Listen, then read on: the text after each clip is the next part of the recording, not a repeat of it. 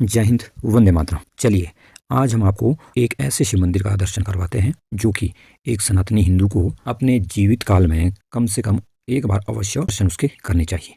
जी, मैं बात कर रहा हूँ इस कैलाश मंदिर की अर्थात शिव मंदिर की, जो किसी चार धाम दर्शन या द्वादश ज्योतिर्लिंगों के दर्शन से कम महत्वपूर्ण नहीं है। यह शिव मंदिर, जो कि कैलाशनाथ मंदिर के नाम से भी जाना जाता है, इस विशाल शिव मंदिर को राष्ट्रकूट वंश के राजाओं ने 5वीं शताब्दी से लेकर 9वीं शताब्दी के मध्य में बनाया जाता है। मान के चलिए आप, लगभग 400 वर्षों तक निरंतर इस मंदिर को बनाने में काम किया गया है। और 400 वर्षों में सोच के देखिए कि कितनी पीढ़ियां, 15 पीढ़ियां एक ही योजना पर काम कर रही थी और निरंतर उन्होंने इस मंदिर को बनाना जारी रखा। यह मंदिर अपनी कुशलता और अद्भुत कारीगरी का एक जीता जागता उदाहरण है। हिसाब से इस मंदिर को आज की आधुनिक तकनीक से भी बनाना संभव नहीं है। इस तरह का मंदिर या अद्भुत कलाकृति इस धरती पर तो मानव निर्मित मुझे नहीं लगता कोई और है। एक ही विशाल पत्थर को ऊपर से नीचे तक काट करके इसको बनाया गया है। कहा जाता है कि कम से कम 3 लाख टन पत्थर काट करके बिना आधुनिक हथियारों के निकाला गया, और वो कहाँ है किसी को नहीं पता है। इस विशाल कैलाशनाथ मंदिर को देखकर जहाँ आपको अपनी प्राचीन हिंदू संस्कृति और अपने हमें सनातन हिंदू धर्म पर गर्व होता है कि हमारी प्राचीन संस्कृति कितनी उच्च रही है और हमारा सनातन धर्म कितना समृद्ध था कि विश्व की सबसे बड़ा प्राचीन और उन्नत संस्कृति के हम वंशज हैं। वहीं पर इस मंदिर के प्रवेश करने के साथ साथ जैसे ही हम अंदर प्रवेश करते हैं, आगे आगे हम बढ़ते जाते हैं, तो हमें इसकी विचित्र कलाकृति और अद्भुत संस्कृति हमें देखने को मिलती है। किंतु जैसे जैसे हम थोड़ा और आगे जाते हैं तो हमें अपने इस मंदिर की दुर्दशा जैसे जैसे हम आगे चलते देखते जाते हैं, खंडित मूर्तियाँ देखते हैं, टूटे हुए कलाकृतियाँ देखते हैं, तो अपने हिंदू होने पर हमें लज्जा आनी शुरू हो जाएगी, आत्मग्लानि हमें होने लगती है और हमें शर्मिंदगी होती है कि हमारा यह विशाल अद्भुत मंदिर किस तरह से इस दुर्दशा में पहुंचा। ये हमारी अनमोल धरोहर थी, क्यों हम इसकी रक्षा नहीं कर पाए और क्यों आज तक हम इसका जीर्ण उद्धार नहीं कर पाए। ये प्रश्न आपको हिंदू होने के नाते जो है वो कचोटते रहेंगे और आपको एक तरह से लज्जित करवा देंगे। इस मंदिर की एक एक टूटी हुई और जो खंडित मूर्ति है वो आपसे प्रश्न करेगी और आप अपने आप नज़रें नहीं मिला सकते हैं, और हिंदू होने के नाते हमारा सिर जो है झुकता चला जाएगा। कम से कम मुझे ऐसा ही महसूस हुआ। और क्योंकि हमें आज तक स्कूलों में जो पढ़ाया गया ना कि मुगल महान थे, वो बड़े अच्छे कलाकार थे, और उन्हीं महान मुगलों में से ही एक राजा औरंगजेब था जिसने इस मंदिर की दुर्दशा की। 1682 ईस्वी में कहा जाता है कि उसने हज़ारों सैनिक और मजदूर इसको तोड़ने में लगाए, जिनको 1 वर्ष तक का समय लगा, तब भी वो इसको निरंतर तोड़ते रहे, नहीं तोड़ पाए, पूरी तरह से नष्ट नहीं कर पाए। तो आज भी हमें उस इतिहास के बारे में पढ़ाया जाता कि औरंगजेब महान था, वही हमें अभी तक पढ़ने को मिलता है। कॉलेज में हमें यही पढ़ाया और विद्यालय में भी हमने यही पढ़ा। ये कोई नहीं पढ़ाता कि कैलाश मंदिर किसने तोड़ा, क्यों तोड़ा। और उसमें जो हमारी मूर्तियाँ हैं वो आप मान के चलिए, उस औरंगजेब ने ना केवल ये मंदिर ही तोड़ा बल्कि उसने हमारे और भी हज़ारों छोटे बड़े मंदिर तोड़े। लाखों हिंदुओं का उसने कत्ल किया है, लाखों उसने तलवार की धार पे उसने कन्वर्ट कर रहा है हिंदुओं को। तो फिर हमें उसको महानता के बारे में फिर भी पढ़ाया जाता है। मेरा तो ऐसा दावा कि अपने अंदर अगर हमारा थोड़ा भी हिंदू रक्त बचा होता है तो इस मंदिर को जब हम देख रहे हैं ना, तो इस मंदिर की दुर्दशा देखकर रक्त आपका अवश्य खोलेगा। मुझे तो ऐसा लग रहा है कि अपने मैं क्या करूँ, इतनी दुर्दशा इस मंदिर की है। हज़ारों मूर्तियाँ छोटी बड़ी तोड़ी है, जिसमें से अधिकांश तो महादेव की है, क्योंकि शिव मंदिर ही है तो महादेव की मूर्तियों को इस तरह से खंडित किया है। छोटी बड़ी अगर कलाकृतियों की मैं बात करूँ तो वो तो इसमें लाखों की संख्या में तोड़ा हुआ है इसको। तो आप सोचिए कि आप किस तरह से शर्मिंदा नहीं होंगे। अपने आप को हिंदू कहते हुए हमें बड़ी लज्जा आती है जब हम इस तरह की दुर्दशा हम देखते हैं। और रही सही कसर हमारे इस सेकुलरिज्म ने, अगर मैं ये कहूँ जो अर्बन नक्सल्स या जो षड्यंत्रकारी है, इन्होंने हमें जो सेकुलरिज्म का ये पाठ पढ़ाया ना कि एजेंडे के तहत, रही सही कसर उसने पूरी कर दी। इसमें कैसे एक षड्यंत्र रचा जाता है, इसका एक छोटा सा नमूना अगर मैं आपको बताऊं, जो कोई इस और ध्यान नहीं दे रहा है, कि यह मंदिर जो है वो एलोरा की गुफा बता दिया इसको। अर्थात हमें पढ़ाया गया अजंता और एलोरा की गुफाएं हैं जी, एलोरा की गुफाएं बाहर आपको यहाँ चित्र दिख रहा होगा, इसमें लिखा है कि भाई 30 से 32 गुफाएं हैं, और हमारा जो ये शिव मंदिर है इसको गुफा नंबर 16 कहा गया है। अर्थात ये केवल गुफाएं हैं। ये एजेंडा क्यों चलाया जाता है? ताकि इसमें जो विजिट करने आते हैं, देखने वाले आते हैं, वो देखकर हिंदू ही है। आप 40 रुपए का टिकट लेकर के आप अंदर आते हो, आप गुफा देखने के पर्पज से आए हो, तो बस वहाँ ताकि वो बस मौज मस्ती करेंगे, आप पिकनिक करोगे, फोटो बनाओगे, रील बनाओगे, और बस एंजॉय करेंगे और हम उसके बाद बस भूल गए और चलते जाएंगे। क्यों? क्योंकि हम गुफा समझकर ही इसके दर्शन के लिए गए हैं। ये एजेंडा सेट कर दिया है कि ये एक गुफा है और कुछ नहीं है। तो गुफा होने के नाते हमें भ्रमित हो जाते हैं। आप इसके अंदर जब जाते हो तो अध्यात्म की दृष्टि से हम जा नहीं रहे हैं, हमारे अंदर वो भाव है नहीं, क्योंकि हम मंदिर समझ के तो आए नहीं हैं। मंदिर होता तो हम ना जूते पहन के अंदर जाते, चप्पल बेल्ट पर्स हम ना ले जाते, लेकिन क्योंकि हमें बताया गया ना कि ये तो गुफाएं हैं तो हम तो सब कुछ लेके गए हैं। तो जब आप उस मंदिर के अंदर जाते हो तो आपको उस भाव से आप गए नहीं हैं। हैरानी की बात है कि मुख्य मंदिर जब है वहाँ लोग जूते लेके अंदर जा रहे हैं। मुझे तो बड़ी हैरानी हुई कि हम कुछ लोग थे ऐसे वहाँ पर, हम जिन्होंने हमने जूते बाहर उतारे और फिर हम, क्योंकि हम तो मंदिर की आस्था समझ के मंदिर में जा रहे हैं, और हमारे अधिकतर तो हिंदू ही है वहाँ पे, जूते लगा के अंदर जा रहे हैं, उनको कोई भाव नहीं है, फोटो ले रहे हैं, बस आश्चर्यचकित हो रहे हैं क्योंकि उनका एजेंडा सेट हो गया ना। बल्कि हैरान तब हुआ मैं, कुछ विदेशी पर्यटक वहाँ आए हुए थे, उन्होंने जब उनको गाइड उनके साथ था तो उन लोगों ने कहा कि आप जूते लेके अंदर जा रहे हैं, बाकी सारे जा रहे हैं। तो उन 5 टूरिस्ट मैं दिख रहा था वहाँ पे थे, वो उन्होंने जूते तो नहीं उतारे, लेकिन जूतों पे एक कपड़े का वो जो एक थैली सी आती है वो लगा करके वो उस मंदिर के अंदर उस भाव से गए। बाकी कुछ लोग थे वहाँ पे जो जूते खोल के उस मुख्य मंदिर में गए, बाकी अधिकतर तो जूते लगा के ही उसको एंजॉय कर रहे थे। इसका मतलब क्या है कि ये एजेंडा उनका जो है वो पास हो गया, क्योंकि एजेंडा ये चल रहा है कि ये तो एलोरा की भी 30-40 गुफाएं हैं, छोटी बड़ी गुफाएं हैं, तो आप इसमें जाइए। और ये एक विशाल मंदिर जो 16 नंबर की गुफा के रूप में है, नक्शे में ये दिखाया जा रहा है ना यहाँ पर, इसके कुछ दाईं तरफ गुफाएं हैं, कुछ बाईं तरफ है, जबकि यह जो 16 नंबर की गुफा है सनातनियों, ये गुफा नहीं है, ये अद्भुत शिव मंदिर है, शुद्ध रूप में शिव मंदिर है, जिसके आसपास अन्य छोटे बड़े पूजा स्थल हैं, गुफा रूप में हैं, लेकिन ये पूजा स्थल ही हैं, गुफाएं नहीं हैं। जिसमें आप एक विशाल जो हमारा ये शिव मंदिर मध्य में है, इसके अगर आप शुरू की तरफ देखें, अगर इसकी दाईं तरफ हम देखें तो 15 जो गुफाएं जिसको ये अंकित करते हैं ये पूजा स्थल हैं। इसमें से कुछ तो 10 से 12 तो ऐसी हैं जो बौद्ध पूजा स्थल हैं, या इनको ये बौद्ध गुफाएं कहते हैं। इसी प्रकार इस शिव मंदिर की जो बाईं तरफ की संख्या है, ये 15-16 ये भी पूजा स्थल हैं, जिसमें से 5-7 तो ये जैन गुफाएं हैं। तो ये जो बौद्ध जैन जो गुफा है हिंदू, ये हमारी सांस्कृतिक धरोहर है, ये सनातन के ही अंग है। तो ये एक हमारा जो धार्मिक सौहार्द था उसको बिगाड़ने का ये एक षड्यंत्र है कि हिंदू अलग है, सिख अलग है, बौद्ध अलग है, जैन अलग है, जबकि ये सनातन हिंदू के ही अंग है। ये अजंता की, एलोरा की गुफाएं हैं, ये एजेंडे क्यों चलाए जाते हैं? ताकि हिंदू इसे विशेष अपना शिव मंदिर ना समझे और इस मंदिर को तोड़ने वाले कौन लोग हैं, क्यों तोड़ा, उसके विषय में जानकारी हासिल ना करे और मुगलों को महानी समझते, यही एजेंडे चलते हैं। और हद की बात तो यह है कि आज तक इस जगह का नाम था उसी अत्याचारी के नाम पे है, और शायद कुछ महीने पहले ही अभी इसका नाम बदलकर छत्रपति शिवाजी महाराज के नाम पे रखा गया है, लेकिन आज तक औरंगाबाद ही चल रहा था। आजकल भी इस मंदिर के अंदर काम करने वाले जितने भी लोग हैं, अधिकांश लोग तो उसी औरंगजेब वाली मानसिकता वाले ही हैं। यदि उनसे जानकारी ली जाए तो वो कभी भी सटीक और सही जानकारी नहीं देते हैं। हम लोगों ने कई लोगों से पूछा, तो उनसे पूछा कि भाई ये मंदिर, ये मूर्तियाँ किसने तोड़ी है, तो किसी ने भी सही उत्तर नहीं दिया। किसी ने हमें गुमराह किया, एक ने तो यहाँ तक कह दिया कि जी ये तो जिसने बनाई है उसी ने तोड़ी है। एक ने हमें कहा जी हमें नहीं पता। एक ने तो ये कर दी कि उसने तो बोला जी जिन्होंने मूर्तियाँ ये बनाई थी, जो मंदिर बना रहा था, उनसे पूरी नहीं बनी, उन्होंने बीच में छोड़ दी, तो इसलिए तब से लेकर ये ऐसी ही है।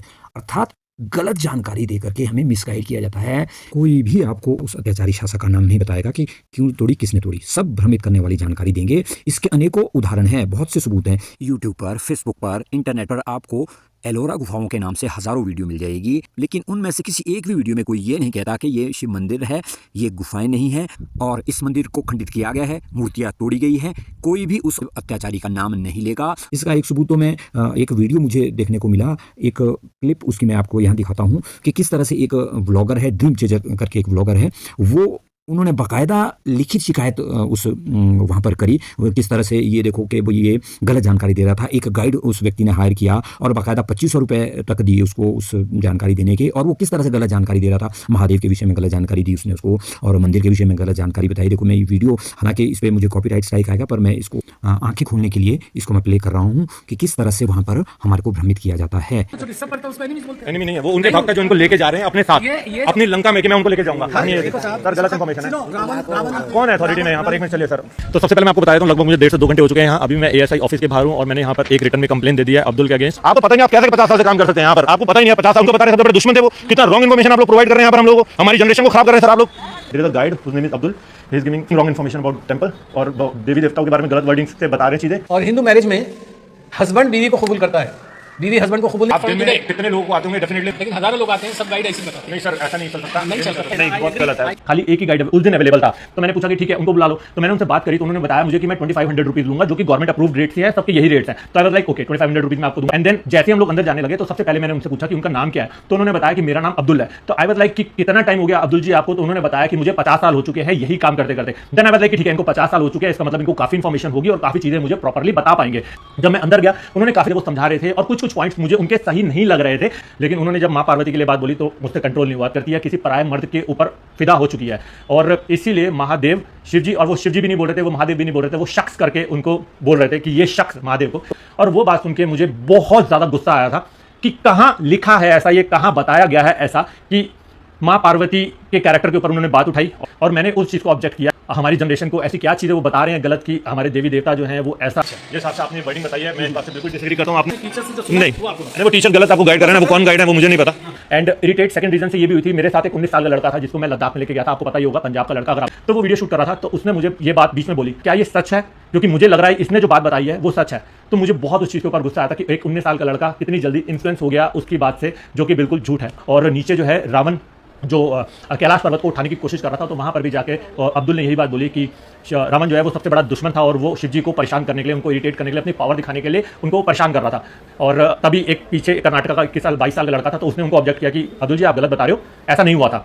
रावण जो है वो सबसे बड़े भक्त थे महादेव के, और उसने जैसी बात बोली तो अब्दुल भड़क गया और अब्दुल ने बोला निकल इधर से, तू निकल जा यहाँ से, तू कौन होता बीच में बताने वाला। इसलिए इसको गुस्सा करके और नंदी से झगड़ा करके बाद में उधर से पर्वत उठाता है। हाँ। पर्वती लेके जाऊंगा ऐसा करके, तो पर्वत लेके जाऊंगा क्योंकि वो बहुत बड़े भक्त थे। हाँ, एनिमी नहीं थे। हाँ नहीं एनिमी नहीं भक्त है। आप गलत इन्फॉर्मेशन, सारा गलत इन्फॉर्मेशन प्रोवाइड कर रहे हैं। मेरे को भी ये कहानी पता है अपनी लंका में कि मैं उनको लेके जाऊंगा, सर गलत इन्फॉर्मेशन है। कौन है अथॉरिटी में यहाँ पर, एक मिनट चलिए सर, देख आपने वहाँ पर भी देखा गलत इन्फॉर्मेशन दे रहे हैं, उधर भी गलत इन्फॉर्मेशन दिया, और यहाँ पर आप कौन है अथॉरिटी, मेरे को आप एक बार जाना, एक मिनट पकड़ भाई। जहाँ तक ये इन्फॉर्मेशन प्रोवाइड कर रहे हैं ऑनेस्टली वो सारी गलत इन्फॉर्मेशन प्रोवाइड कर रहे हैं। मैंने सिर्फ 2 पॉइंट के ऊपर बात रखी है, इन्होंने बहुत सारी ऐसी चीजें हैं जो गलत बताई हैं। ये भी भैया हैं यहाँ पर, इन्होंने भी यहाँ पर सुना, इन्होंने जब सच बताने की कोशिश करी तो इनको मेरे सामने डांटा, लिटरली कहा तू यहाँ से जा, बोला तो जा यहाँ से, जबकि ये सच बता रहे थे। मैं उस अंदर भी इन्होंने मेरे को बहुत गलत इन्फॉर्मेशन दी, तो मैं इनकी भी बात करता हूँ जाके कि क्या चल रहा है अंदर यहाँ पर। अगर इनको 50 साल हो गए और इन्होंने कितना ऐसे माइंड ऐसे डाइवर्ट करा लोगों का, I have no idea. Then अब लाइक यार अब बहुत हो गया, अब मुझे उसकी कंप्लेन करनी चाहिए, क्योंकि जिस आदमी को कोई इन्फॉर्मेशन नहीं है हमारे देवी देवताओं के बारे में, वो क्या चीजें बता रहा है और पिछले 50 सालों से लोगों को एक ही चीज बता रहा है, और कितने लोगों को उसने डिस्गाइज किया होगा। अभी फिर ये रिक्वेस्ट कर रहे हैं कि ऊपर चलते हैं, कुछ आपको दिखाते हैं आपको। तो भाई मैं तो नहीं जा रहा इनके साथ किसी हाल में भी, तो अभी मैं देख रहा हूँ किसी से मैं कहाँ पर मैं बात कर सकता हूँ। गलत इन्फॉर्मेशन स्प्रेड की जा रही है यहाँ पर। मैं उस व्लॉगर जो हमारा ड्रीम चेजर है उसको बहुत बहुत साधुवाद देता हूँ, उसकी हिम्मत की दाद देता हूँ कि उसने कम से कम पहल करी और लिखित शिकायत करी। भोलेनाथ उस पर अपना आशीर्वाद बनाए रखे। इसे ही कहते हैं प्रोपोगेंडा, षड्यंत्र या एजेंडा। और ये एजेंडा काम करता कैसे है कि ये महाराष्ट्र के औरंगाबाद में स्थित एलोरा की गुफाएं हैं। कोई इस धरा पर मानव निर्मित सबसे अद्भुत शिव मंदिर नहीं है। और दूसरा यह कि इस गुफा की सभी मूर्तियों को खंडित किसी ने नहीं किया, मंदिर किसी ने तोड़ा नहीं है। यह मूर्तियां या तो स्वयं टूटी है या इन्हें बनाने वाले ने इसे ऐसी ही हालत में अधूरा छोड़ा है और टूटा हुआ छोड़ा है। जी ऐसा ही हमें बार बार बताया गया और स्कूलों में कॉलेजों में यही हमें पढ़ाया गया। इसे ही कहते हैं प्रोपोगेंडा, षड्यंत्र या एजेंडा। और ये एजेंडा काम करता कैसे है, चलिए इसको एक छोटी सी कहानी के माध्यम से समझने का प्रयास करते हैं। दूर दराज के एक गांव में भोला राम का एक ग्रामीण रहता था। भोला राम की पत्नी उससे आग्रह करती है कि दूर के गांव में एक मेला लगा है और वहां जाकर के आप एक बकरी क्यों नहीं लेके आते। पत्नी के बार बार आग्रह करने पर भोला राम पैसे का प्रबंध करता है और मेले में जाकर के एक बकरी खरीद लेता है। मेला है तो चोर डाकू ठग मेले में होते ही हैं और चोर भोला राम को अपना शिकार चुन लेते हैं और उनसे बकरी चुराने का निश्चय कर लेते हैं। बस फिर क्या था, वो चारों चोर मिलकर के बकरी चुराने की योजना पे काम करने लगते हैं। उनमें से एक ने कहा कि जैसे ही यह भोला राम सुनसान रास्ते पे आता है हम इससे इसकी बकरी छीन लेंगे और इसको मार करके भगा देते हैं।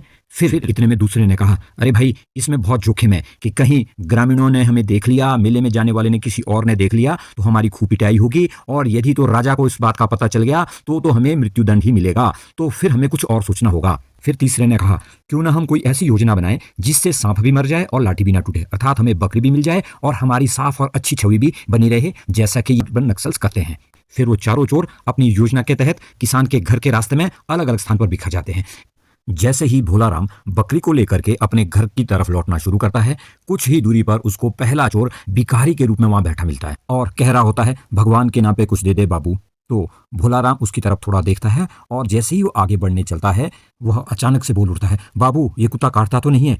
यह सुनकर भोला उसको बड़ी दया के भाव से देखता है और सोचता है, ओह ये तो बेचारा लगता है पागल भी है, जिसको कुत्ते और बकरी में फर्क नहीं पता है। तो भोला अपनी जेब में बचा हुआ एक आना निकाल करके उसको दे देता है और आगे बढ़ जाता है। फिर कुछ दूर पहुंचने के बाद दूसरा चोर एक अजनबी बन करके उसकी विपरीत दिशा में मेले की ओर जा रहा होता है और जैसे ही वो भोला के नजदीक पहुंचता है वो भोला से कहता है, अच्छा तो आप मेले से आ रहे हैं और ये कुत्ता भी आप मेले से खरीद के लाए हैं, ये कुत्ता आपने कितने में खरीदा? ऐसे वो भोले से कुछ सवाल करता है। तो भोला अचानक चौंक जाता है और उसको कहता है, अरे भाई मैं मेले से तो आ रहा हूं और ये कुत्ता नहीं है बकरी है। ऐसा बोल करके भोला अपने गांव की तरफ बढ़ता है और वो दूसरा चोर अजनबी बन करके मेले की तरफ बढ़ता है और अजीब सी नजरों से देखकर कहता है, हाँ बकरी है।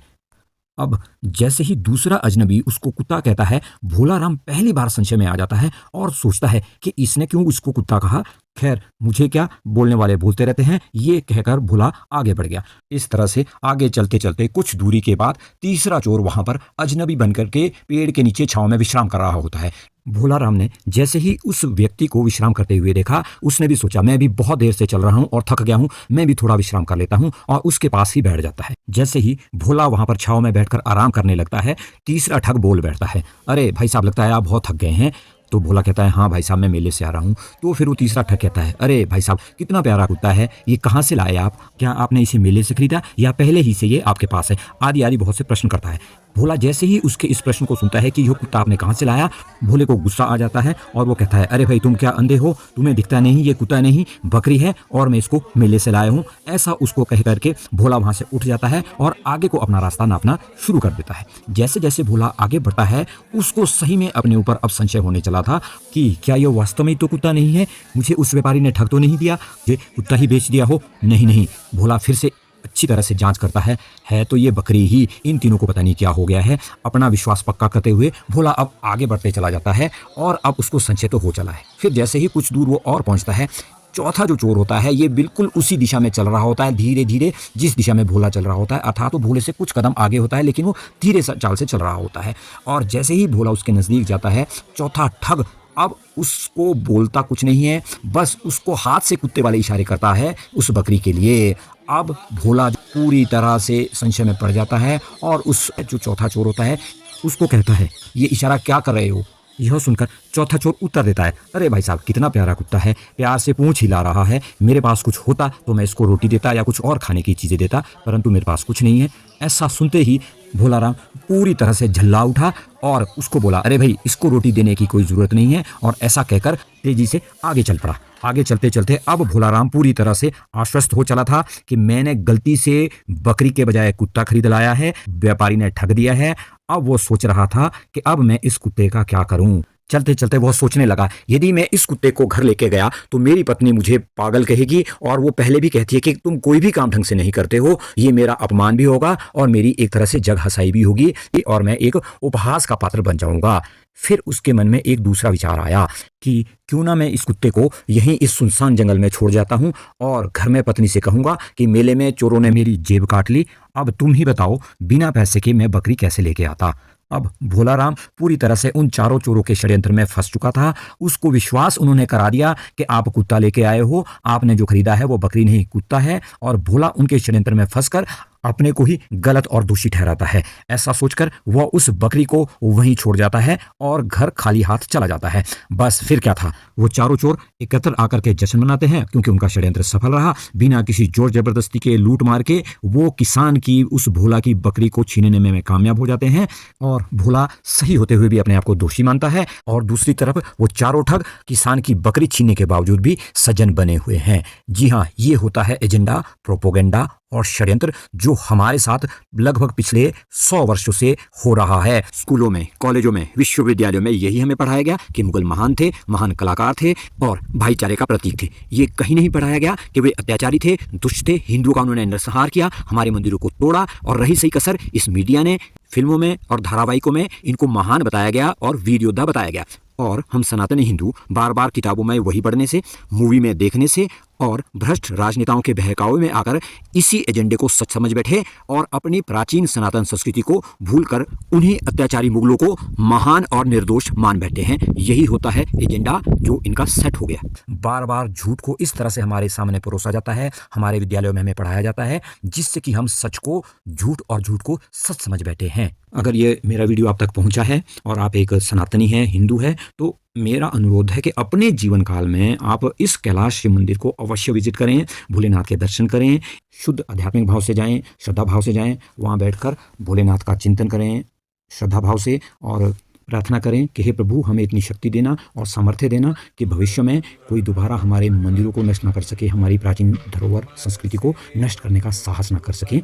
और भोलेनाथ से यह भी प्रार्थना करें कि हम जो सैकड़ों वर्षों के अत्याचार के बावजूद भी प्रभु अभी तक हम हिंदू बने हुए हैं, हमें हिंदू ही बने हम रहें, हमें अपने सनातनी हिंदू होने पर गर्व हो, ये सेकुलरिज्म का कीड़ा हमें ना ही काटे, हम दूसरों के धर्मों का भी उतना ही मान सम्मान करें जितना वो हमारे धर्म सनातन और हिंदू संस्कृति का करें।